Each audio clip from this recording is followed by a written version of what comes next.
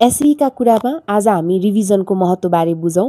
Revision भनेको हामीले पहिला पढिसकेका कुराहरूलाई फेरि हेर्ने काम रिभिजन हो। रिभिजन दुई प्रकारको हुन्छ, एउटा प्यासिभ रिभिजन, अर्को एक्टिभ रिभिजन।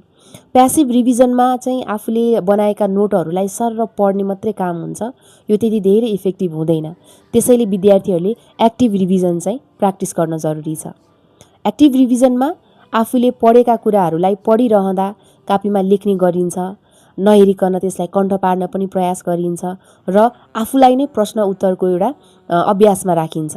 साथै एक्टिभ रिभिजन गरिरहँदा रोल प्ले पनि गर्न जरुरी हुन्छ। रोल प्लेमा चाहिँ के गरिन्छ त भने आफ्नो अगाडि आफ्नो कोही मिल्ने साथी भएको अथवा आफूलाई नै कल्पना गरेर आफूले भर्खर पढेको कुराहरू उसलाई बुझाउन प्रयास गरिन्छ।